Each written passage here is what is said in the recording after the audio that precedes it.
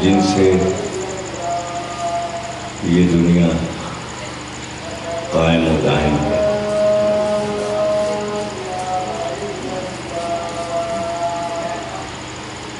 اس ہستی سے کسی نے انکار نہیں کیا سوا اس کے کہ عقیدے میں مختلف بیانات ہیں۔ مانتے سب ہیں، قائل سب ہیں، لیکن عام طور سے مسلمان یہ سمجھتے ہیں کہ وہ ابھی پیدا نہیں ہوئے، اور یہ بات سمجھ میں نہیں آتی کہ جو لوگ یہ کہتے ہیں کہ وہ ابھی پیدا ہی نہیں ہوئے، تو جب وہ پیدا ہوں گے ان کے عقیدے میں، تو ان کو کیسے پتہ چلے گا کہ پیدا ہوگا؟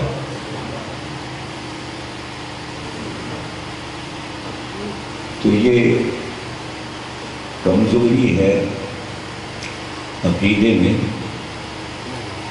کہ وجود کو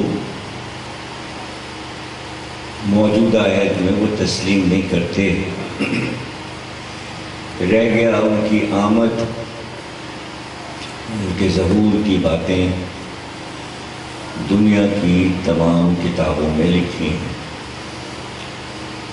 اور کوئی مذہب ایسا نہیں کہ جو ان کے آنے کا اظہار نہ کرتا ہو۔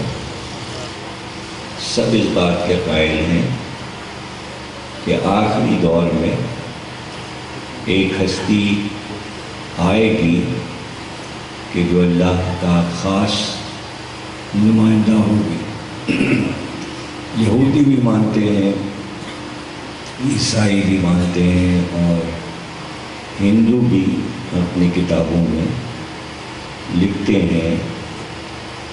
تو دنیا کے جتنے بھی مذہب ہیں وہ سب اس بات کے قائل ہیں کہ ایک ہستی کو آنا ہے، اور ظاہر ہے کہ ان کے نام بہت سے ہیں، اور مختلف ناموں سے سب نے اپنی اپنی کتابوں میں ان کو یاد کیا، اور حدیثیں مسلمانوں کی کتابوں میں بھری پڑی ہیں۔ کوئی کتاب حدیث کی ایسی نہیں ہے کہ جس میں ذکر مہدی نہ ہو۔ وہ کتاب جو سیاستہ کی پہلی کتاب کہی جاتی ہے، صحیح بخاری، جس کے قائل تمام مسلمان یہ کہہ کر ایمان لاتے ہیں اس پر کہ یہ صحیح کتاب ہے، اور اس کے مصنف نے کوشش یہ کی تھی کہ اہل بیت کا ذکر کم سے کم ہو سکتا ہے کوشش یہ کی ہو کہ بالکل ذکر نہ ہو، لیکن چونکہ یہ کہا جاتا ہے کہ جتنی حدیثیں انہوں نے جمع کی وہ استخارہ دیکھ دیکھ کر کی، تو اس لحاظ سے چند ایسی حدیثوں پر بھی استخارہ آ گیا جو اہل بیت کے بارے میں تھیں، اور ان کی تعداد 3 سے زیادہ نہیں ہے۔ مولا علی کے بارے میں کل 3 حدیثیں ایسی ہیں جو انہوں نے صحیح بخاری میں لکھی، اور کل 3 حدیثوں پر استخارہ آیا، یعنی اللہ نے بھی اپنی مرضی 3 ہی حدیثوں پہ ظاہر کی۔ تو ان کی تأسی میں اور تقلید میں بات کے جو محدثین آئے تو انہوں نے بھی ایسا ہی کیا، تو جہاں اتنی احتیاط ہو کہ پوری کتاب میں آئمہ کے نام نہ آنے پائیں، وہاں امام مہدی کا ذکر آ جانا، میں تو سمجھتا ہوں کہ یہ امام مہدی کا معجزہ ہے۔ اور پھر ایک عادت سی بن گئی لوگوں کی کہ اگر کوئی چیز صحیح بخاری میں لکھی ہے تو ہے، ورنہ نہیں ہے، اور جو چیز اس میں نہیں ہے تو پھر نہیں ہے، اور جس چیز کا انکار صحیح بخاری نے کر دیا تو بس کر دیا۔ اب کچھ دنیا ادھر کی ادھر ہو جائے، آپ کچھ نہیں کر سکتے۔ تو اگر صحیح بخاری رسول اللہ کی یہ حدیث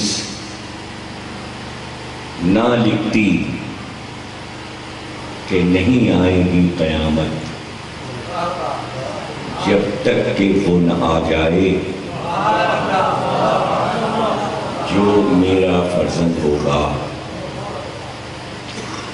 تو یہ حدیث اگر نہ آتی صحیح بخاری میں تو یقین کیجیے کہ پھر تمام محدثین امام مہدی سے انکار کر دیتے۔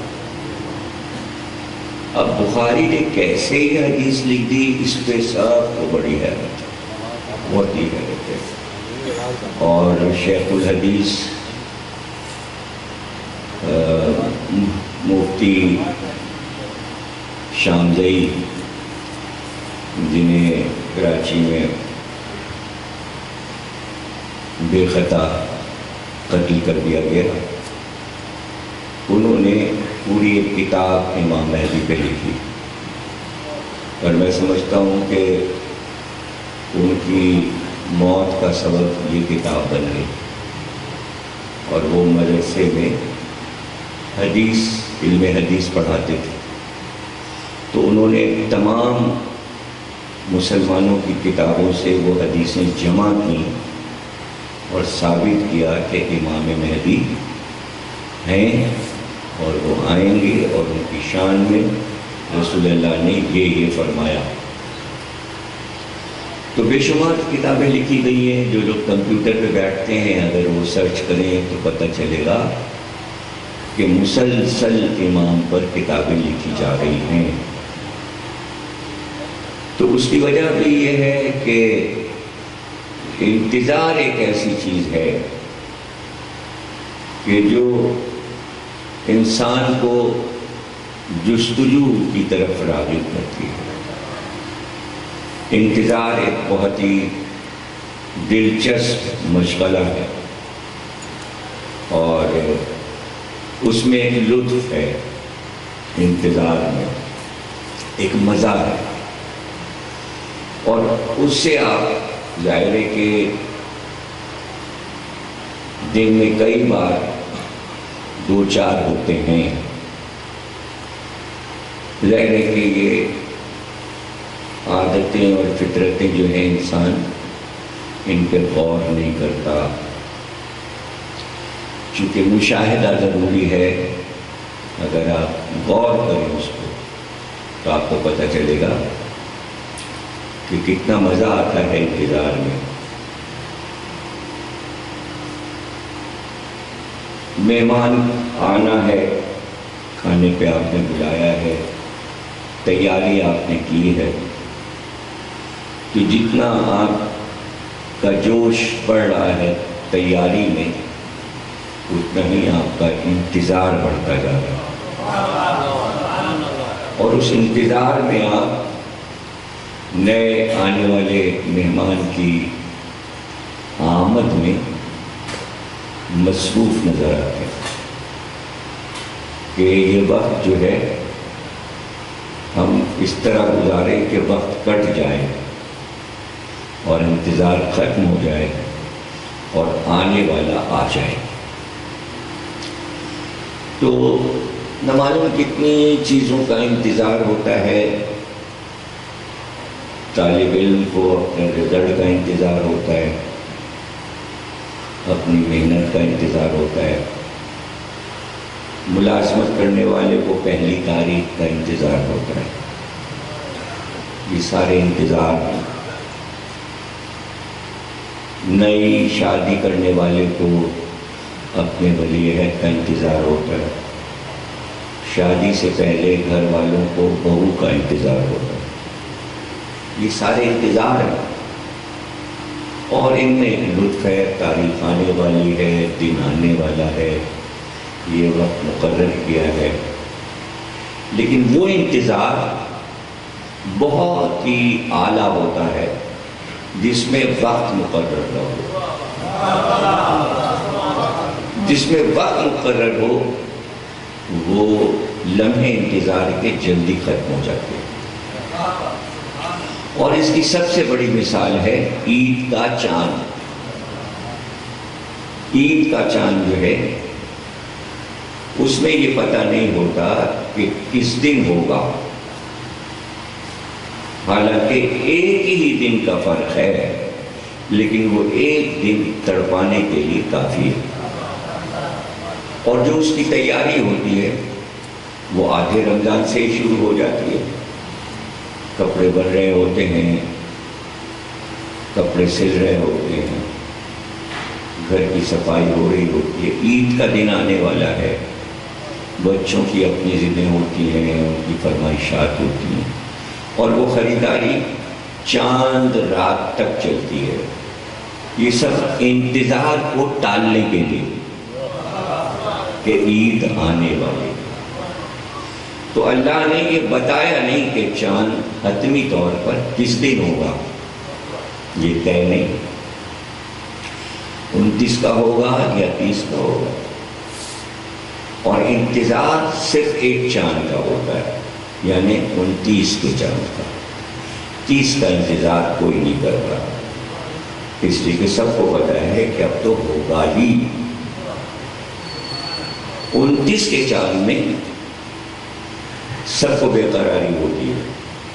میں گورنمنٹ کے اور وہ کمیٹی جو گورنمنٹ نے بنائی ہے چاند دیکھنے کے لیے، اور وہ سب چھت پہ چڑھ جاتے ہیں چاند دیکھنے کے لیے، اور ایک خاموشی چھائی رہتی ہے اس وقت تک جب تک کہ خبر نہ آ جائے ریڈیو یا ٹیلی ویژن پر.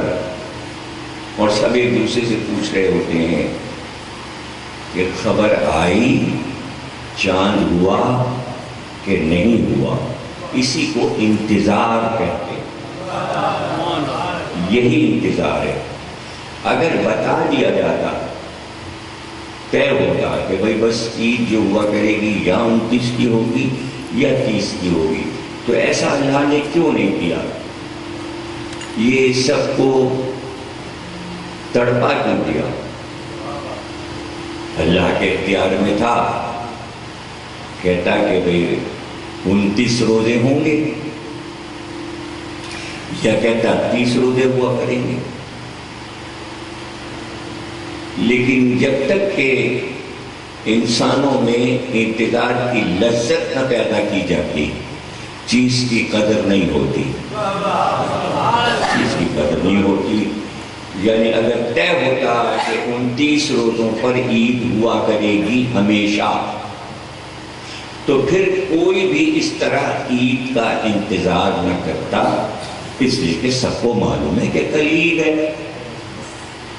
کل عید ہے، کون پھر چھتوں پہ چڑھتا اور چاند کو دیکھتا؟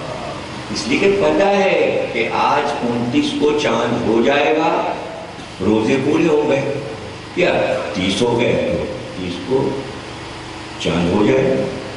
کوئی بھی ایسے کر کے آسمان کو نہیں دیکھتا، کوئی نہیں دیکھتا.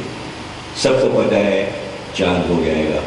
تو یہ بے قراری جو ہے چاند کو دیکھنے کی، یہ رکھی اللہ نے. کہ دیکھیں فقہ میں مولانا تشریف فرما ہے، ان سے پوچھئے کہ گواہ نے آنکھ سے چاند دیکھا ہو، سنی سنائی نہ ہو. دیکھیے یہ جو فقہ میں مسئلہ ہے اس نے گھپلے میں ڈال دیا مسئلے کو، اس لیے کہ سائنس کے مطابق سائنسداں کو یہ پتہ رہتا ہے کہ چاند کہاں ہے۔ بھئی سائنسداں تو آپ کو پہلے ہی بتا دیتا ہے کل بارش ہوگی، پرسوں بارش ہوگی، فلاں دن گرمی پڑے گی۔ اب تو سب چیزیں پہلے سے آ جاتی ہیں نا، طے شدہ بات ہے۔ پورا ایک ٹیلی ویژن اسی پر بنا ہوا ہے کہ جو موسم بتا رہا ہوتا ہے کہ کس ملک میں کب کہاں پر بارش ہوگی۔ سائنس نے اتنی ترقی کر لی، تو ایک اسی طرح کا چینل چاند پر بھی ہے۔ تو چاند جہاں جا رہا ہوتا ہے، گھٹ رہا ہوتا ہے، چھپ رہا ہوتا ہے، جو بھی اس پہ بیت رہی ہوتی ہے وہ سب دیکھا جا رہا ہوتا ہے۔ تو سائنسداں کو معلوم ہے کہ چاند کب ہوگا اور کب ڈوبے گا، لیکن کوئی بھی سائنس کے ذریعے عید کے چاند کو ماننے کو تیار نہیں ہے۔ بھائی وہ بتا دیتے ہیں، ان کو پتا ہے کہ چاند ہوگا، اچھا ان کو بھی چھوڑ دیجئے۔ سائنس تو اب ترقی یافتہ ہوئی ہے، اس سے پہلے جو ہندو برہمن تھے ان کو بھی یہ پتا ہے کہ چاند کب ڈوبے گا اور کب نکلے گا، یہ معلوم ہوتا ہے، اور ان کا حساب بالکل صحیح ہوتا ہے، اس لیے کہ ان کا مہینہ 1 سے 30 تک کا نہیں ہوتا، ان کا مہینہ 15 دن کا ہوتا ہے، 15 سے پہلی سے پھر 15۔ تو ان کا جو مہینہ ہے چاند بیچ میں آتا ہے ان کے یہاں، وہ 14ویں کے چاند سے مہینہ شروع کرتے ہیں اور 14ویں کے چاند پہ ختم کرتے ہیں۔ تو ان کو یہ پتا ہوتا ہے کہ یہ والا مہینہ کتنے دن کا ہوگا، 29 کا کہ 30 کا کہ 28 کا کہ 27 کا۔ تو ان کا حساب بالکل صحیح ہوتا ہے، ان سے بھی نہیں لینا، وہ کافر ہے۔ مسئلہ ہے فقہ کا کہ آنکھ سے دیکھے سائنسداں کی بات نہیں ماننی، چونکہ فقہ میں ہے اور ہر آیت اللہ نے لکھا کہ جب تک آنکھ سے چاند نہ دیکھے عید نہیں منائی جا سکتی۔ تو اب اگر کسی نے پشاور میں دیکھا ہے اور دوسرے نے لاہور میں دیکھا ہے، کراچی میں دیکھا ہے، تو 2 گواہیاں اگر آ جائیں کہ اس نے آنکھ سے دیکھا ہے تو عید ہو جاتی ہے، لیکن اس میں گھپلہ یہ ہو جاتا ہے کہ پھر 2 عیدیں ہو جاتی ہیں، اور 2 عیدیں عام طور سے پاکستان میں ہمیشہ ہوتی آ رہی ہیں، اور کبھی کبھی 3 ہو جاتی ہیں، کبھی کبھی 3 ہو جاتی ہیں، اور ابھی اور بڑھیں گی۔ تو 1 سال 3 عیدیں ہو گئی، 3 عیدیں ہو گئیں، تو ایک پروگرام ٹیلی ویژن نے کیا کہ سارے علماء بیٹھیں اور یہ طے کیا جائے گا کہ آئندہ ایک ہی عید ہو۔ تو سارے علماء آ گئے، مجھے بھی بلایا گیا، میں بھی گیا۔ تو سب نے تقریروں میں یہ کہا کہ اتحاد کا تقاضا یہ ہے کہ پورے پاکستان میں عید ایک ہوا کرے، ایک ہی، اور انشاءاللہ ایک عید ہوگی، ہم کوشش کریں گے۔ پھر جب مجھ سے پوچھا گیا آپ کیا کہتے ہیں، میں نے کہا میں ایک رسول اللہ کی حدیث سنائے دیتا ہوں، اب آپ کو بھی فیصلہ کر لیجیے، مجھے تو اتنا ہی کہنا ہے، یہ حدیث سنانا ہے اور تو کچھ نہیں کہنا۔ فرمایا کہ جیسے جیسے میرے بیٹے مہدی کا ظہور قریب ہوگا مسلمان کئی کئی عیدیں منائیں گے۔ وہاں تو سناٹا ہو گیا، اور اخبار نے ہیڈنگ میں یہی حدیث لگا دی. تو آپ یہ دیکھیے کہ رسول اللہ کو کتنی باتیں پتہ ہیں. یعنی جتنے اختلافات بڑھتے جائیں گے اس سے ظہور قریب ہوتا جائے گا. ان کی آمد ہی اس لیے کہ وہ ان چیزوں کو آ کر ختم کریں گے. تو اب یہ بھی سوچنے کی بات ہے کہ یہ سب کچھ کیوں ہوگا اور کیوں ہو رہا تھا. تو یہ ایک دو دن کا مسئلہ نہیں ہوتا، یہ مسئلہ برسوں کا ہوتا ہے. اور کوئی بھی چیز جب سامنے آ جاتی ہے تو وہ وقتی نہیں ہوتی، جس کی میں آپ کو مسلسل مثالیں دے سکتا ہوں. مثلاً ایک بات بڑی مشہور ہے، ایسی باتیں مشہور ہو جاتی ہیں اور لوگ دہرا رہے ہوتے ہیں اس کو بغیر سوچے سمجھے. چونکہ دو نے کہا، چار نے کہا، تو جس نے سنا وہ دہرانے لگا، اور وہ یہ نہیں سوچتا کہ پہلے اس بات کو ہم سوچ لیں کہ کیا امکان ہے ایسا ہو سکتا ہے. صرف سنی سنائی پر لوگ بات کو آگے بڑھاتے جاتے ہیں، جبکہ وہ بات انتہائی گمراہ کن ہوتی ہے. مثلاً آپ نے سنا ہوگا کہ جب ذکر امام حسین ہوتا ہے تو یہ کہا جاتا ہے کہ پورے ملک میں روزوں کا مذاق اڑایا جا رہا تھا، نمازوں کا مذاق اڑایا جا رہا تھا، فسق و فجور ملک میں بڑھ گیا تھا. تو امام حسین اقدام کرنے کے لیے نکلے، نمازوں کو بچانے نکلے، روزے کو بچانے نکلے، حج و زکوٰۃ کو بچانے نکلے، دین کو بچانے نکلے. دین کی حالت مست کر دی گئی تھی. اور پھر کہا جاتا ہے کہ یہ یزید نے کیا. تو اب یہ ایک بات ایک نے لکھی ہوگی کسی نے، پھر دوسرے نے لکھی، پھر تیسرے نے لکھی، پھر سبھی لکھنے لگے اور کہنے لگے.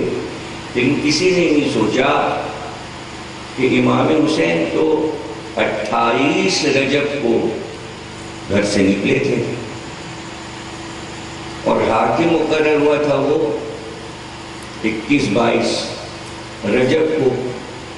تو ایک ہفتے میں یزید نے پوری سلطنت کا نظام کیسے بدل دیا کہ نمازوں کا مذاق بھی اڑ گیا اور روزے کا مذاق بھی ہو گیا. ایک ہفتے میں پورا ملک فسق و فجور میں مبتلا ہو گیا اور امام حسین نکل آئے. تو بغیر سوچے سمجھے ایک ہی بات کو سب دہراتے چلے گئے کہ بس ساری خطاؤں کا ذمہ داری یزید تھا. ارے بھائی ایک ہفتے میں اس نے کیا کوئی مشینیں لگی تھی اس کے پاس کہ اس نے وہ مشینیں چلا دی اور نمازیں بھی چھڑوا دی اور شرابیں عام کر دی اور روزے بھی چھڑوا دیے. بھائی جب ایک ہفتے کا وہ حاکم ہے اور رجب میں آیا ہے تو ابھی 2 مہینے کے بعد تو رمضان آئے گا، تو روزے آئیں گے، تو پھر روزوں کا مذاق تو رمضان میں اڑے گا نا. 22 رجب کو اگر وہ حاکم بنا ہے، رجب، شعبان، رمضان، تو بیچ میں 1.5 مہینے کے بعد رمضان آئے گا. تب کہیں جا کے آپ کہہ سکتے ہیں کہ ہاں روزوں کا مذاق اڑا اور امام حسین اس وقت سفر میں ہوں گے. اور اس کے بعد ذی الحج آئے گا تو پھر حج کا مذاق اڑے گا. ابھی تو کچھ ہوا ہی نہیں، نہ روزے آئے نہ حج آئے، اور آپ نے کہا کہ نہیں بس امام حسین نکل پڑے اور پورے ملک میں تباہی پھیلی ہوئی. تو ایک نے کہا، پتہ چلا کہ سب نے یہ سوچا کہ جو کچھ معاملات ہیں وہ ایک پہ رکھ دو اور اس کے سر پہ رکھ دو اور سب کو بچا لو. تو اور مولانا کے تو پتہ چلا کہ نہیں، امام حسین اس لیے نکلے تھے کہ نظام کو بگڑے ہوئے عرصہ ہو چکا تھا اور کوئی اقدام نہیں کر رہا تھا. اور اب جو آیا تھا تو مزید بگڑنے کے چانسز پیدا ہو گئے تھے، اس لیے کہ جو آیا تھا وہ شرابی بھی تھا، شرابی بھی تھا۔ ظاہر ہے کہ شراب ایک ایسی چیز ہے کہ جسے قرآن نے ام الخبائث کہا، یعنی جتنی خباثتیں ہیں اس کی ماں ہے شراب۔ اور ماں کو معلوم ہے کہ کن کن چیزوں کی ذمہ دار ہوتی، تو ام الخبائث خباثتیں ساری آ جاتی ہیں ایک کی وجہ سے، اور 10 چیزیں تو لازمی آ جاتی ہیں شراب پینے والے کے پاس، بھلے اس میں یہ عادتیں نہ ہوں 10 عادتیں، لیکن ادھر شراب پی اور 10 باتیں آ گئی۔ سب سے پہلی بات جو آتی ہے کہ اپنے ہوش و حواس کھو بیٹھتا ہے۔ دوسری چیز، گالیاں ضرور بکے گا، یعنی یہ گالی اور شراب صحیح بہنیں ہیں۔ اور اس کے بعد پھر اقدامات بڑھتے جاتے ہیں، یعنی قتل تک، جوئے تک، چوری تک شراب لے جاتی ہے، ساری خباثتوں میں پھنسا دیتی ہے۔ لوگ آج کل اسے فیشن بنائے ہوئے، اور اگر پی آئی اے کا جہاز ملک سے باہر جا رہا ہے، ملک کے اندر تو بہت صاف ستھرا ماحول رہتا ہے، لیکن ادھر سرحد سے باہر نکلا اور ٹرالی آتی ہے، اور پھر دیکھنے والا سین ہوتا ہے کہ یہ سب اسلامی ملک کے لوگ بیٹھے ہوئے ہیں جو لندن جا رہے ہیں، امریکہ جا رہے ہیں۔ تو آپ ذرا یہ سوچئے کہ سینکڑوں فتوے آتے ہیں ماتم کے خلاف، لیکن آج تک میں نے پاکستان کے علماء سے کوئی فتویٰ نہیں سنا کہ سارے شراب خانے بند کر دیے جائیں۔ تو پھر آپ اسلامی کے نعرے نہ لگائیے۔ قرآن جن چیزوں کو منع کرتا ہے پھر وہ سب جو حرام ہے وہ حرام ہے۔ اور اتنی لغو چیز ہے شراب کہ کلیجے کو کھا جاتی ہے اور ٹی بی میں مرتا ہے، ایسی موت ہوتی ہے شرابی کی۔ ایک تو زندگی میں نالی میں پڑا رہتا ہے، گندگی میں گرتا جاتا ہے شرابی، اور جب حقیقی موت میں مرتا ہے، مر تو وہ اسی دن جاتا ہے جس دن وہ منہ سے شراب لگاتا ہے، مر تو اسی دن جاتا ہے، لیکن حقیقی موت اس کی جب ہوتی ہے تو وہ ایسی ہوتی ہے کہ پھیپھڑے اس کے ختم ہو چکے ہوتے ہیں اور گردے بھی ختم ہو چکے ہوتے ہیں۔ چونکہ شراب میں تیزاب ہے، اس لیے پھیپھڑے ایک نازک سی چیز ہے، جگر بہت نازک بنایا ہے اللہ نے، گردے بہت نازک بنائے، جگر، گردے اور پھیپھڑوں کو شراب کھا جاتی ہے، قیمت لگ جاتی ہے، تو جوانی میں ہی بڑھاپا آ جاتا ہے۔ بعض لوگ سمجھتے ہیں، کہتے شراب پینے سے ذرا آدمی موٹا ہو جاتا ہے، تو بہت سے لوگ تھوڑی سی چستی اسی لیے لگا لیتے ہیں کہ ہم دبلے ہیں، موٹے ہوئے ہیں۔ کھانے کے بعد اور ہوٹل میں شراب اور کباب کے رشتے بنے ہوئے، شراب پیے گا تو کباب بھی کھائے گا اور مزے لے کے کھائے گا۔ شراب کے بعد نمکین چیز کی بڑی ضرورت پڑتی ہے۔ کہیں یہ نہ سمجھ لیجیے گا کہ میں تجربوں سے گزرا ہوں، بھائی کتابوں میں سب کچھ لکھا ہے، ہر چیز تجربے سے تھوڑی ہوتی ہے۔ صلوات پڑھیے گا۔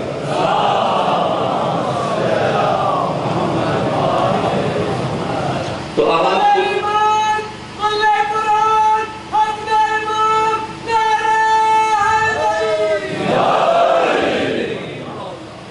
اگر کسی نے ارادہ بھی کیا ہے نئی نسل میں تو وہ بالکل اس سے دور رہے، بالکل دور رہے، اور اس سے پرہیز کرے، اس لیے کہ یہ ہوش و حواس کو کھو دیتی ہے اور سوچنے کی صلاحیت اور عقل ختم ہو جاتی ہے۔ یہ میرا ایک چھوٹا سا بیچ میں میسج تھا پورے پاکستان کو دیکھتے ہوئے، ورنہ یہ کہ نظام یزید نے نہیں بگاڑا، اس کو ورثے میں بگڑا نظام ملا تھا۔ اسی نظام نے یزید کو بگاڑا تھا، ورنہ ایسا ہوتا، سمجھ گیا؟ اس سے بڑا جملہ ہوتا ہے کیا کہہ سکتا ہوں کہ اسی نظام نے اس کو بگاڑا تھا، اسی نظام کا وہ وارث تھا۔ اور نظام ایسا تھا کہ ایک مدینے کا مومن آدمی چلا گیا شام، وہاں جو پہنچا تو اس نے اذان سنی تو اذان کی آواز آ رہی تھی، وہ حیران ہوا، اللہ صلی اللہ یشہد ان محمد رسول اللہ۔ اس نے کہا یہ تو بالکل نہیں اذان میں نے سنی، یہ کیسی اذان؟ تو مسجد میں چلا گیا اور جا کے پوچھا لوگوں سے، لوگوں نے کہا ہمیں نہیں پتا، مؤذن نے اذان دی ہوگی، ہم نے غور نہیں کیا کہ اذان کیا ہوگی۔ ہاں تم چلے جاؤ وہاں قاضی صاحب سے پوچھ لو جا کے، وہ بتا دیں گے، شہر کے قاضی سے پوچھ لو۔ خیر وہ قاضی کے پاس پہنچے تو دیکھا قاضی صاحب جو ہیں وہ مجمع لگا ہوا ہے اور کوئی فیصلہ سنا رہے، تو فیصلے میں جو ہے وہ ایک ہاتھ میں ان کے شراب کا گلاس ہے اور سامنے مجرم کھڑا ہے اور وہ اس کو ڈانٹ ڈانٹ کے کہہ رہے ہیں کہ یہ شراب ہے، ایک چسکی لیتے ہیں کہ کہتے ہیں یہ شراب ہے، خدا کی قسم یہ شراب۔ تو وہ بڑا حیران ہے کہ بھئی یہ کیسا فیصلہ ہے، کیسی عدالت؟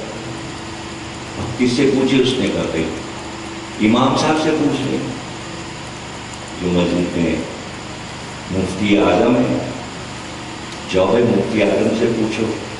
وہاں پہنچے گھر تو پتہ چلا مفتی اعظم ابھی ابھی نکلے، جنازے کے پیچھے گئے، 40 قدم جنازے کو پہنچانے، آپ جائیے دیکھیے۔ خیر وہ دوڑا تو دیکھا واقعی میں مجمع تھا اور ایک آدمی کو لیے جا رہے تھے، لیکن وہ زندہ آدمی جنازے میں رسیوں سے بندھا ہوا اور سب پڑھتے ہوئے جا رہے تھے لا الہ الا اللہ لا الہ الا اللہ۔ وہ بڑا گھبرایا، اس کو کچھ سمجھ میں نہیں آیا۔ تو خیر جب 40 قدم پورے ہو گئے، مفتی صاحب واپس ہوئے تو اس نے کہا سرکار کچھ سمجھ میں نہیں آیا، میں کس ملک میں آ گیا ہوں؟ یہ بتا رہا ہوں کہ نظام کیسے بگڑتا ہے، نظام کیسے بگڑتا ہے۔ کوئی کہتا ہے بھائی ایوب خان نے نظام بگاڑ دیا، کسی نے کہا ضیاء الحق نے بگاڑ دیا، کسی نے کہا مشرف نے بگاڑ دیا، کسی نے کہا نہیں پیپلز پارٹی کے دور میں بگڑا، کسی نے کہا نواز شریف کے دور میں بگڑا۔ بھائی ان لوگوں کو یہ نظام 1400 سال سے ملا ہوا ہے، بگڑا ہوا، کوئی اس کا بانی نہیں ہے۔ بانی کہیں تلاش کرنا پڑے گا، اور جب بانی مل جائے تو پھر سب کو یہ طے کرنا ہے کہ اب سدھارنا کیسے۔ وہ بھی ترکیب میں ابھی بتا دوں گا کہ اگر بانی کو پکڑ لیں تو پھر یہ بھی ترکیب مل جائے گی کہ اس کو سدھارا کیسے جائے۔ نہیں ہم نام تو کسی کا لیتے ہی نہیں، لیکن اب بانی تو شیطان ہے، شیطان کا نام لینے پہ کون جیل میں جائے گا؟ اگر جائے گا تو وہ اسلامی نظام کے خلاف، قرآن کے خلاف کام کرے گا، اس لیے کہ آپ تو کہتے ہی اعوذ باللہ من الشیطان اللعین الرجیم، تو اس کے کہنے پہ جیل جاتا ہے آدمی۔ یہی تو نظام کا بانی ہے وہ، جبھی تو آج یہ کہتے ہیں۔ سلوات تو پڑھیے،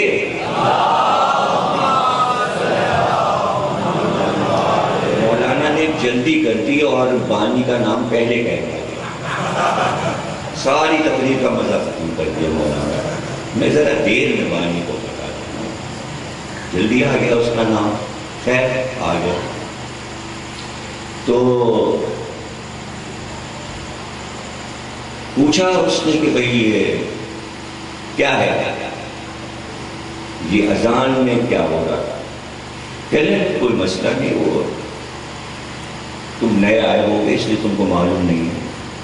یہاں اکثر یہ ہوتا ہے کہ مؤذن جو ہے وہ چھٹی چلا جاتا ہے، تو اپنے کسی پڑوسی یہودی سے کہتا ہے تم میری جگہ پہ اذان دے دینا، آدھے پیسے میں تمہیں دے دوں گا۔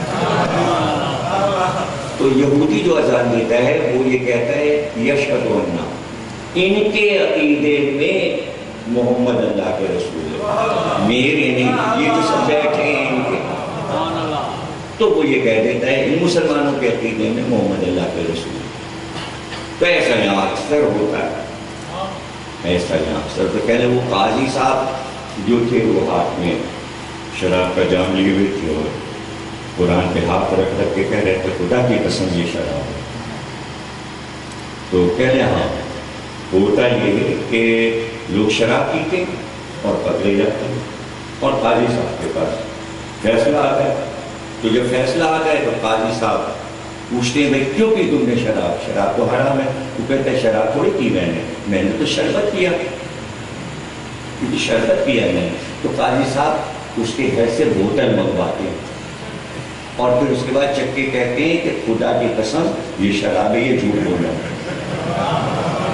اس کے بعد سزا دیتے ہیں، اس کے بعد قاضی صاحب کہنے کے لیکن وہ تو سب ہو گیا، آپ نے سمجھا دیا، یہ زندہ آدمی جو جا رہا ہے قبرستان جنازہ اور وہ چیخ رہا ہے کہ میں زندہ ہوں، میں زندہ ہوں، اور سارا مجمع لا الہ کہتا ہوا اس کے جنازے کو قبرستان لے جا رہا ہے، کہاں یہ تو دفن ہونے جا رہا ہے۔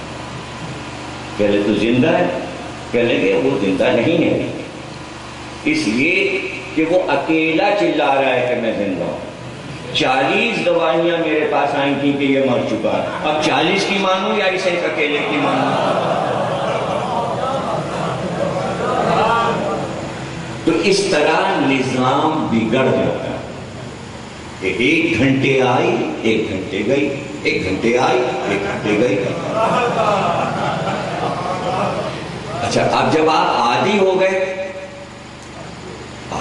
اب آپ، تو اب آپ کیا کریں گے؟ جن جا کے جنریٹر، یو پی ایس، فلانا دھماکہ، یہ کر لو، باہر بیٹھ جاؤ، پنکھے لے لو، نہا لو، نہر میں کود جاؤ، راوی میں کود جاؤ، دریا میں کود جاؤ، یہ کر لو، یہ کر لو، یہ کر لو۔ تو مطلب گھبراہٹ ہے، نظام کے خلاف آواز نہیں ہے، اس لیے کہ نظام عوام کو اپنا عادی بناتا ہے۔ جب عادی بن جاتے ہیں عوام تو کوئی آواز نہیں اٹھاتا۔ نہیں سمجھ رہے آپ؟ اب تو تمیز ختم ہو گئی، میں تو تقریر پہ آ گیا۔ جب نظام کے عادی سب ہو جاتے ہیں تو وہ راستے تلاش کر لیتے ہیں، کہتے ہیں ٹھیک ہے اب یہ ہو رہا ہے تو ہونے دو، اب کیا آواز اٹھانا۔ تو سب برابر ہو جاتے ہیں۔ بگڑے ہوئے نظام کے خلاف اگر ایک آواز اٹھے تو سب مڑ کے دیکھتے ہیں، بھئی ہمیں تو کوئی تکلیف نہیں ہے اگر 1 گھنٹے آتی اور 1 گھنٹے جاتی، تم کو کیا ہو گیا، تم احتجاج کیوں کر رہے ہو؟ اور وہ پکار رہے آؤ میرا ساتھ تو دو، آؤ میرا ساتھ تو دو، جاؤ بھائی جاؤ، ہم تمہارا ساتھ نہیں دیں گے، ہم اس کے عادی ہیں۔ تو نظام اتنا بگڑ چکا تھا 50 سال سے کہ کوئی عوام میں اٹھنے کو تیار نہیں تھا، سب پورے نظام کے عادی ہو چکے تھے۔ 28 رجب کو حسین اٹھے اور کہا ہم پورے نظام کے خلاف آواز اٹھاتے ہیں، جسے آنا ہو وہ ہمارے ساتھ آئے۔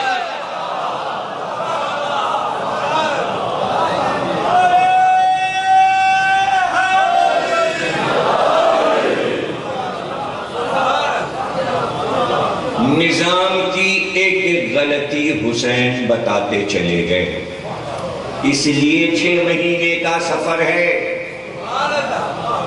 ورنہ اگر کربلا ہی جانا تھا تو 21 دن کا راستہ تھا مدینے سے، 20 دن کے بعد تو کربلا پہنچ جاتے۔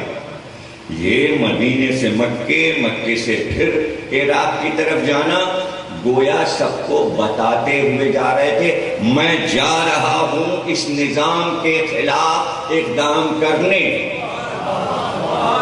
اور اس میں اگر میں مار بھی دیا جاؤں تو مجھے پرواہ نہیں ہے، اس لیے کہ آواز جب بلند ہو جاتی ہے تو جتنے چاہے گلے کاٹو آواز اپنی جگہ قائم ہو جاتی ہے۔ جب آواز مجمع میں گونج جائے تو کوئی آواز کا گلا نہیں کاٹ سکتا۔ نہیں سمجھے آپ؟ قرآن نے کہا کہ جب ابراہیم کعبے کو بنا چکے تو اللہ نے کہا چھت پہ چڑھ کر پکارو، اے انسانوں حج کے لیے آؤ، حج کے لیے آؤ۔ تو ابراہیم نے کہا پکارتا تو ہوں لیکن لوگ نہیں دکھائی دیتے۔ اللہ نے کہا کہ آواز قیامت تک تمہاری گونجتی رہے گی، ارواح سن رہی ہیں، نفس سن رہے ہیں، ماؤں کے رحم میں، باپ کے صلبوں میں جہاں جہاں نطفہ ہے وہ سن رہا ہے، اور جس نے سنا ہے وہی جواب میں کہے گا اللہم لبیک۔ تو ذرے ذرے سے آواز آئی اللہم لبیک، تو پکارنے والا پکار دیتا ہے، آواز گونج رہی ہوتی ہے، کوئی مانے یا نہ مانے۔ غدیر میں پکار دیا گیا من کنت مولاہ فہذا علی۔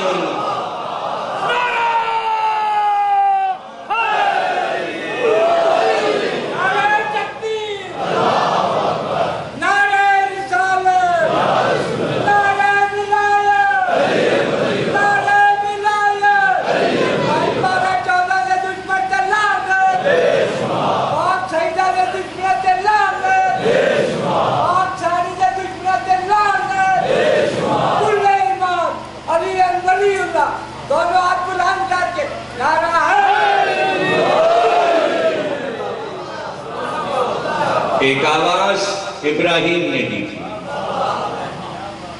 آواز قتل نہیں کی جا سکتی۔ دوسری آواز پیغمبر نے غدیر کے میدان میں دی تھی، اور تیسری آواز حسین نے پکارا تھا پوری کائنات کو، حل من ناصر ینصرہ، ہے کوئی میرا ناصر؟ یہی تھا حسین کا مشن۔ توجہ کیجئے گا، یعنی میں نکلا ہوں اس نظام کو صحیح کرنے، جو نظام میرے نانا لائے تھے میں اس کو لے کے نکلا ہوں۔ تم میرا ساتھ دینا چاہتے ہو؟ لوگ آ گئے، بھائی فرزند رسول ہے، مجمع بڑھتا گیا، مکے میں پہنچے، ہزاروں لوگ کہ فرزند رسول ہے، سب کو بتایا کہ حسین کیا ہے، ان کی عظمت کیا ہے۔ جب مجمع خوب بڑھ گیا تو حسین نے کہا آ تو گئے ہو، اب سن تو لو ہمارا مشن کیا ہے، یہ بھی تو سن لو۔ ہمارا مشن یہ ہے کہ وہ ہمارے ساتھ چلے جو گلا کٹا سکے، گھر کو لٹا سکے، اپنے بچوں کی لاشیں دیکھ سکے۔ بس یہ سننا تھا، دھیرے دھیرے پیچھے سے سب کھسکنا شروع ہو گئے۔ تو گویا حسین نے، توجہ کیجئے گا کتنا قیمتی جملہ میں کہہ رہا ہوں، حسین نے مجمع جمع نہیں کیا، مجمع کو بھگایا۔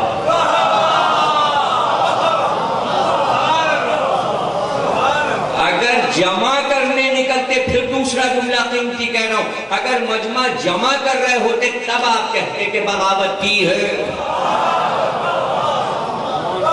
نہیں، وہ نظام جو حسین کے نانا کا ہے۔ پھر جملہ سن لیجئے، اگر یہ لفظ کہیں سنیے گا تو اس کا جواب یہ کہ وہ نظام جو حسین کے نانا لائے تھے آسمان سے، آسمانی نظام، اس نظام کے خلاف حاکموں نے بغاوت کی تھی، اس کا جواب حسین نے دیا۔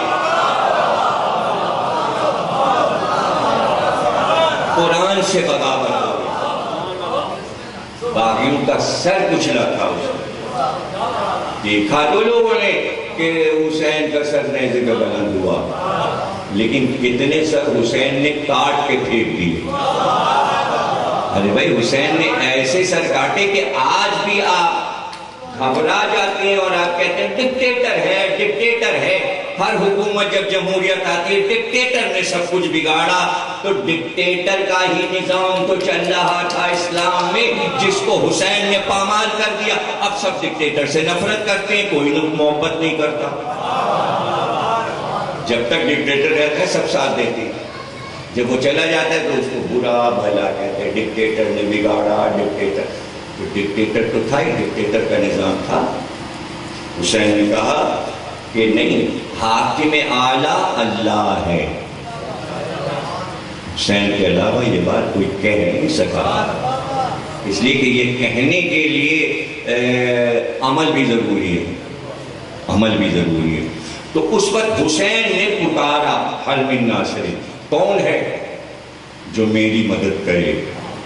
اور پھر اس کے بعد یہ آواز گونجتی رہی، کہاں ہے میرے ناصر، کہاں ہے میرے ناصر؟ اور اب 1400 سال گزر گئے، آواز گونج رہی. تو سوال یہ کہ یہ آواز جو حسین کی گونج رہی ہے اور جس آواز کو ختم نہیں کیا جا سکتا، چاہے وہ ابراہیم کی آواز ہو یا وہ رسول اللہ کی آواز ہو، تو حسین کی آواز ہو، تو یہ آواز گونج کیوں رہی ہے؟ اور یہ ناصر کہاں بلائے جا رہے ہیں؟ انہی کو تو 313 کہتے ہیں. یہ حسین نے وہاں سے شروع کیا تھا، کہاں ہے میرے مہدی کے ناصر؟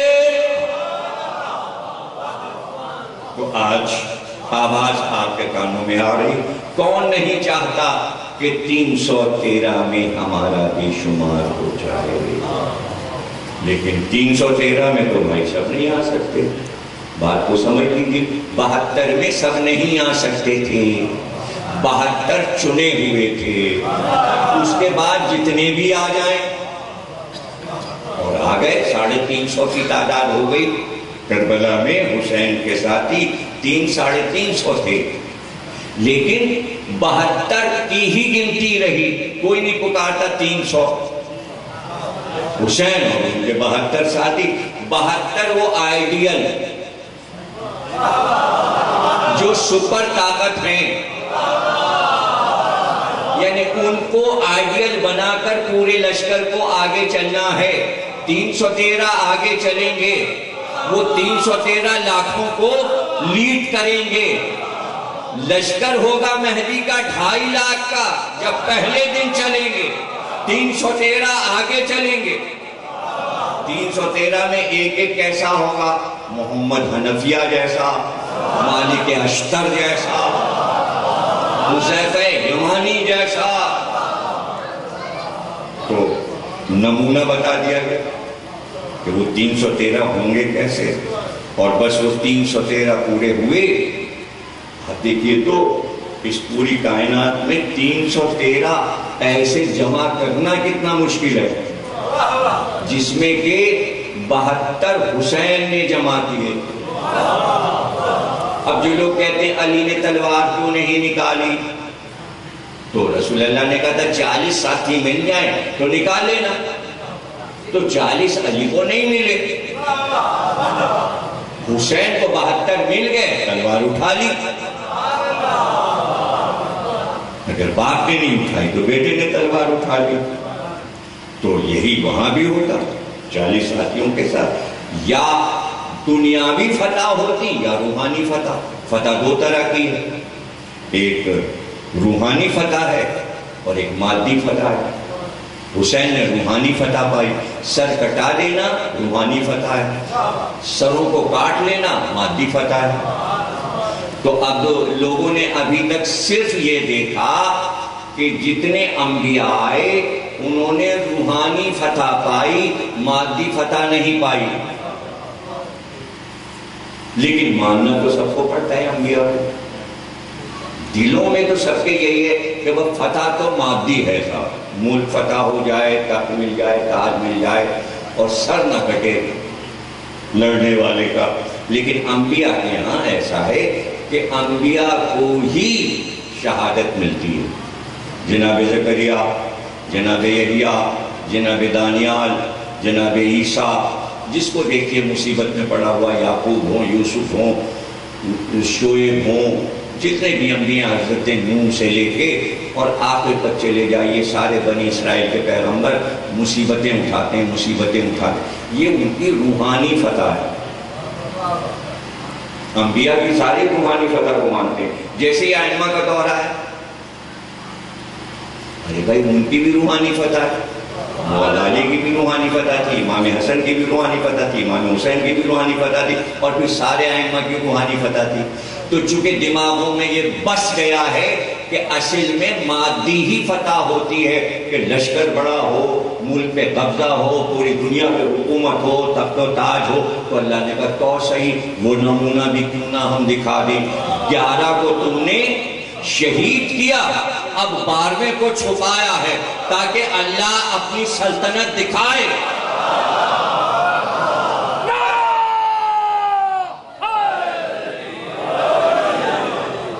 اگر تخت و حکومت تم ہمارے انبیاء کو دے دیتے، کیوں مانا تم نے فرعون کو بادشاہ؟ کیوں نہیں موسیٰ کو تخت دے دیا؟ عوام سے بات کر رہے اللہ. کیوں نہیں تم نے ابراہیم کو بادشاہ بنا دیا؟ کیوں نمرود کو تخت و تاج دیا؟ تو ہے عوام کے پاس کوئی جواب؟ تو آ جائیے حسین تک. حسین کو کیوں نہ تخت و تاج مسلمانوں نے دے دیا؟ اٹھتے سب نکلتے اور کہتے اتر، حق ان کا ہے، ان کے باپ کا ہے، دین ان کے باپ کا ہے، ان کے نانا کا ہے، تو کہاں سے بیٹھا ہوا ہے؟ ان کی تو وراثت میں حکومت آ رہی ہے، ان کا باپ بھی بادشاہ تھا، ان کا نانا بھی. آپ کہتے ہیں نہیں، حاکم اللہ ہے، حاکم رسول ہیں، حاکم اللہ کا ولی علی ہے، کائنات اس کی ہے، کائنات پہ کوئی قبضہ نہیں کر سکتا. یہ چھوٹے چھوٹے ملک میں جن لیے بیٹھے ہیں لوگ، کسی کا اتنا سا خطہ ہے، کسی کا اتنا سا خطہ ہے، زمین تو اللہ کی ہے. اور اللہ کہتا ہے یہ زمین، قرآن میں کہتا ہے کہ اس کے وارث میرے صالح بندے ہیں، کمینے بندے اس کے وارث نہیں ہیں. ہمارا نبی یا ہمارا امام اس زمین کا وارث ہے. ہم نے پہلے دن کہہ دیا تھا انی جاعل فی الارض خلیفہ، آدم کے نام زمین لکھی تھی. جو آدم کا وارث ہو زمین اس کی ہے. تو کہیں دنیا میں اگر پکارا جا رہا ہو کہ آدم کا وارث کون ہے، سوا آپ کے کون پکارتا ہے؟ السلام علیکہ یا وارث آدم صفوۃ اللہ. تو جہاں آدم کا وارث ہوگا وہ ہوگا زمین کا مالک، اور حسین کا مالک کا وارث امام مہدی، وہی اس زمین کے مالک ہیں. کہ مالک کہیں چلا جائے تو قبضہ ختم نہیں ہو جاتا. کہ نا مکان، لوگ مکان بنواتے ہیں. میں نے یہاں جب میں پہلے سال آیا دودھیال میں تو بڑی بڑی کوٹھیوں سے گزرتا ہوا سامنے سے آیا اور بالکل سناٹا گھر بن. میں نے پوچھا کہ بھئی کیا ہے؟ کہ یہ باہر رہتے، کوئی امریکہ میں، کوئی لندن میں، کوئی فرانس میں. مکان یہاں بڑی بڑی کوٹھیاں بنوائی تھی. مکان تو اس کا ہے نا، دودھیال والے قبضہ کر لیں گے اس کے اوپر. خالی پڑا ہے تو کیا باہر قبضہ تو نہیں کر سکتا، تالا لگا ہوا ہے اس میں. زیادہ سے زیادہ یہ ہوگا کہ کوئی اپنا رکھوالا چھوڑ جائے گا کہ بھئی تالا کھول کے صفائی افائی کرتے رہنا. لیکن یہ نہیں ہوگا کہ سب آ کے پوری فیملی اس کے گھر میں رہنے لگے بغیر اجازت. گھر اندر سے خالی رہے گا، باہر تالا پڑا رہے گا، گھر کے باہر سے گزرتے رہو، دیکھتے رہو. تو گھر یہ بتا رہا ہے کہ میں خالی ہوں. میرا تالا یہ بتا رہا ہے کہ وارث کہیں گیا ہوا ہے. تو کعبے پہ کسی کا قبضہ نہیں ہو سکتا، اس لیے کہ اندر سے خالی ہے، وارث کہیں اور ہے. تالا بتا رہا ہے اندر جاؤ، صفائی کرو، باہر آ جاؤ. اندر کوئی سو نہیں سکتا. یا فاطمہ بنت اسد رہی تھی، یا علی رہے تھے، یا اب مہدی آئے گا.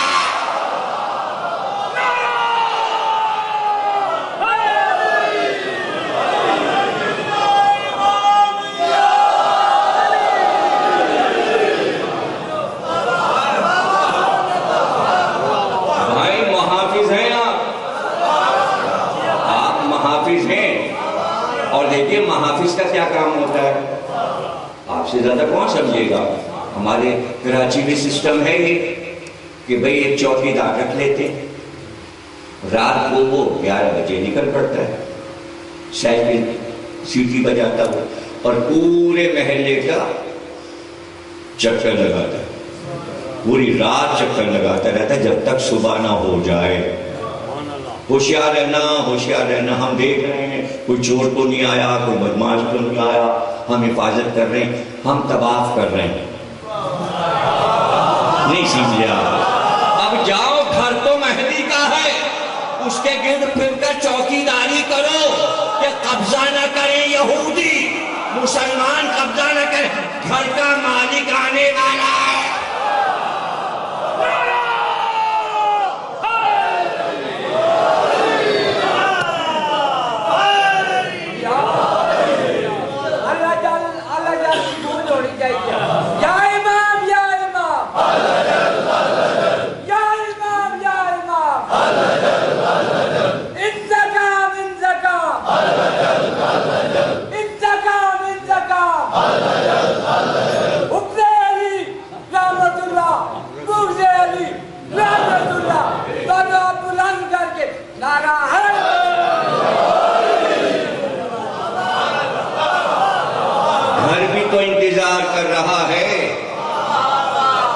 انتظار کر رہا ہے، اور جب کوئی غمزدہ ہو جاتا ہے اور اپنے مالک سے بچھڑ جاتا ہے تو سیاپوش ہو جاتا ہے۔ کسی نے جدائی ڈالی ہے مالک میں اور گھر میں تو اس نے کالے کپڑے پہن لیے، سوگوار ہو گیا۔ اب مہدی آئے تو کالا گلا پھٹے، اور ایسے نہیں ہٹے گا کالا گلا، اس لیے کہ آنا تو انہیں 10 محرم کو ہے، پکار تو ہوگی شب قدر میں، جبریل کی آواز آئے گی آدھی رات کو شب قدر میں، ظہور ہو گیا۔ کوئی ایسا بشر نہیں ہے جو جبریل کی آواز نہ سنے۔ رمضان، شوال، ذیقعدہ، ذی الحج، اور پھر محرم، اور عاشور کے دن آمد ہے ان کی خانہ کعبہ میں،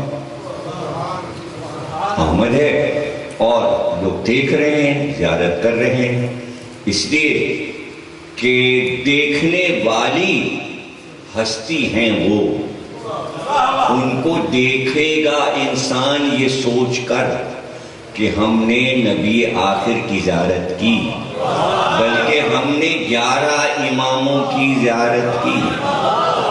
ہر امام کی ایک صفت مہدی میں ہے، شبیہ مکمل محمد کی ہیں، لیکن ہر امام سے ایک ایک صفت لی ہے، وہی لباس، وہی چہرہ۔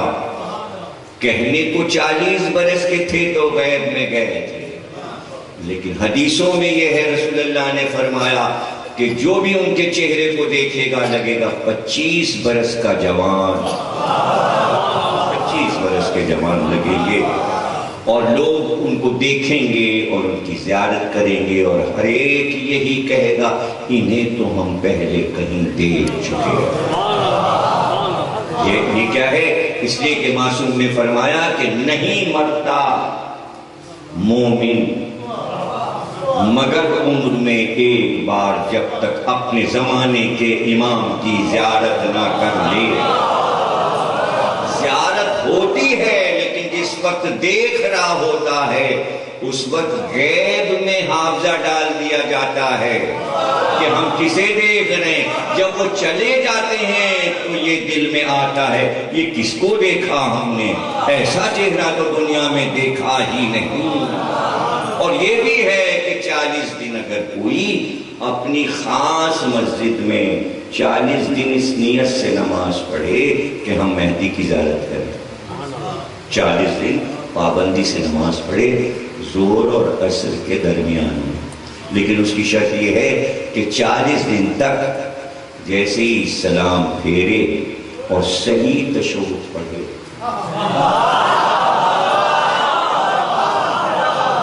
اور جب نماز ختم ہو تو جلدی سے مڑ کر دروازے کی طرف دیکھے۔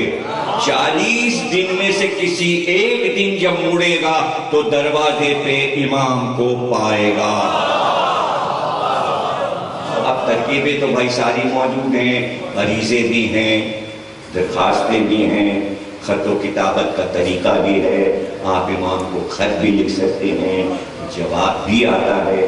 ایسا کیسے ہو سکتا ہے کہ آپ خط لکھیں اور جواب نہ آئے؟ دیکھیے فقہ میں یہ ہے کہ سلام واجب نہیں ہے، لیکن جواب سلام واجب ہے۔ جب آپ نے کہا السلام علیکہ تو اب امام پہ جواب دینا واجب ہو گیا۔ کیسے ہو سکتا ہے آپ سلام کرتے چلے جائیں اور جواب نہ آئے؟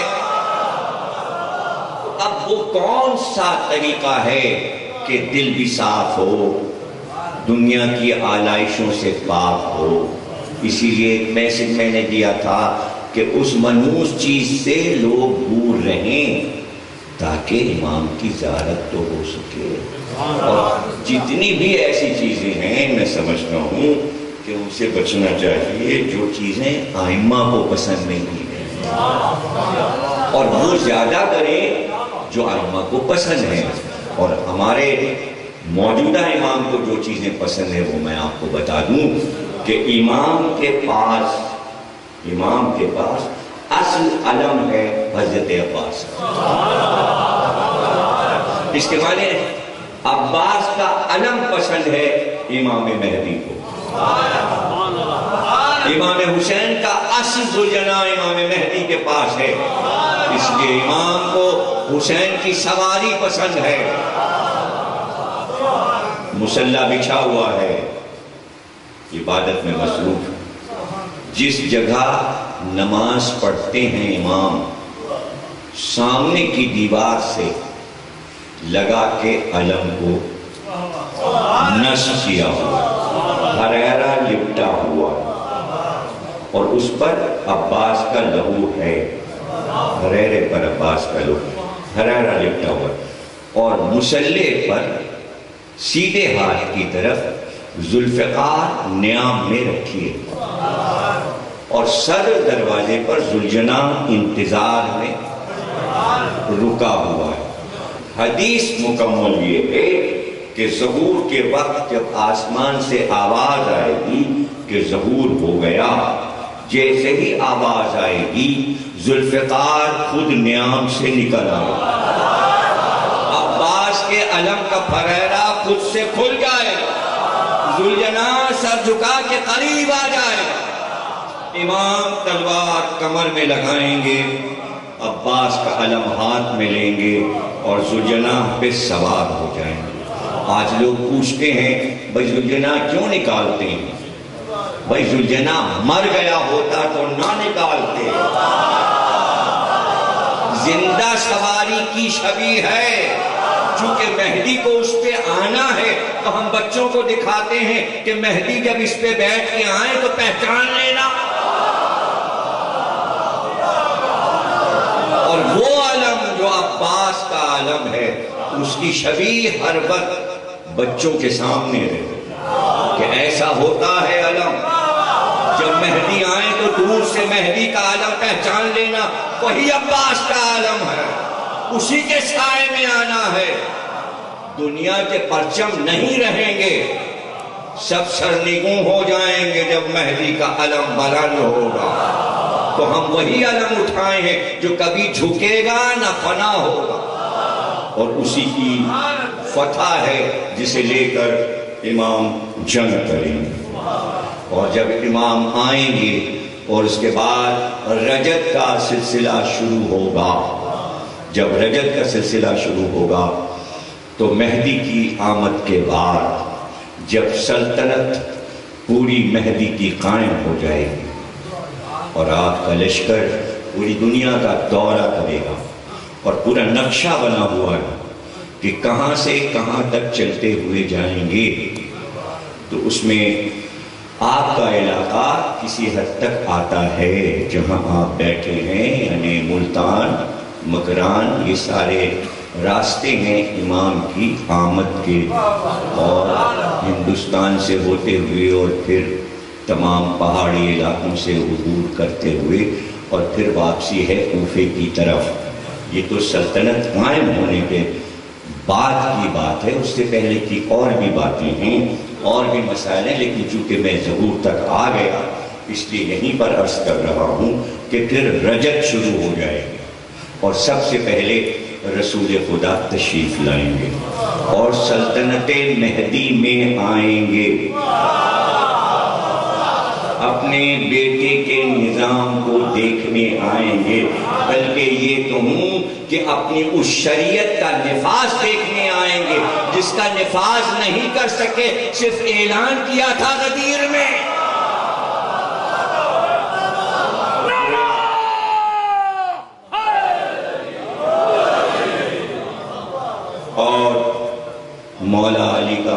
ظہور ہے،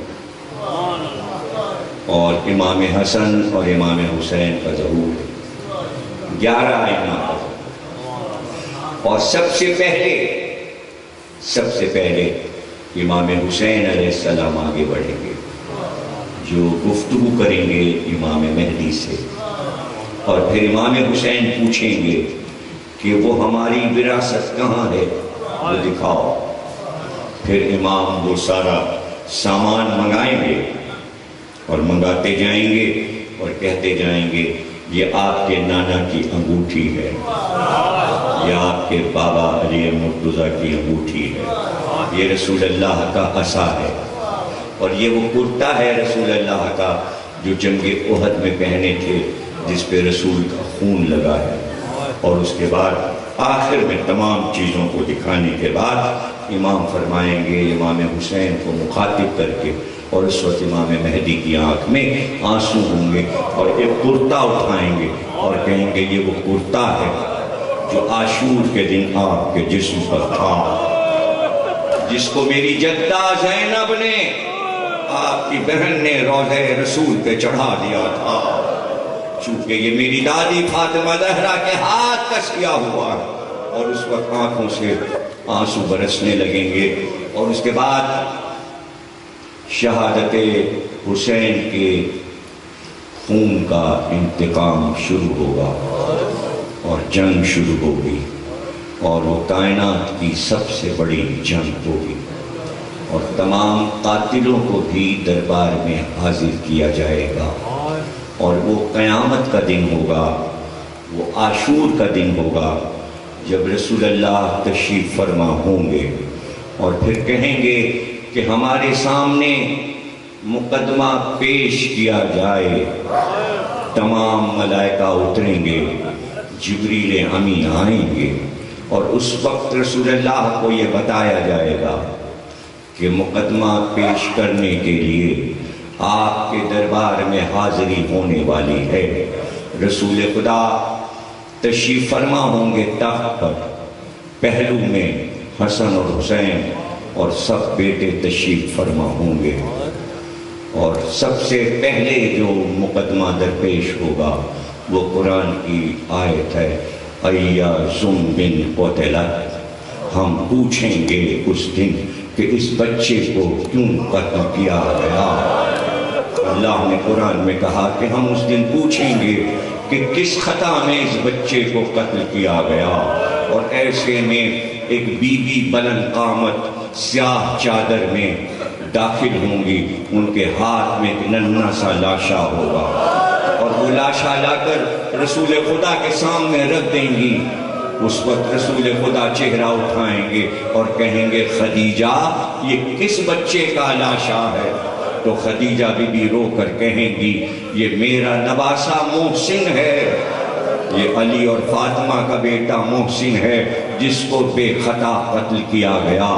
اس وقت رسول اللہ فرمائیں گے خدیجہ سیدہ خود کیوں نہیں آئی، بچے کا لاشا لے کر میری بیٹی زہرا کیوں نہیں آئی کہ اتنی دیر میں ملک پکارے گا کہ زہرا بھی آ رہی ہیں، اور جب فاطمہ زہرا آئیں گی تو ان کے ہاتھ میں بھی ایک ننھا سا لاشا، اور تب خدیجہ مڑ کر کہیں گی یا رسول اللہ زہرا کی گود خالی نہیں تھی، وہیں سے بی بی آواز دے گی بابا میری گود میں علی اصغر کا لاشا ہے، یہ رباب کا لال جسے تیر سے ہمارے لاش عبادت کو قبول فرما، ہمیں کوئی غم نہ دینا سوا غم حسین کے بعد کے محمد اور آل محمد۔ تمام مرحومین کے لیے سال ثواب کے لیے سورہ فاتحہ پڑھیے، اور خصوصاً زوار جاز صاحب کے والدین کے لیے ایک سورہ انعام، 3 بار سورہ قل هو اللہ۔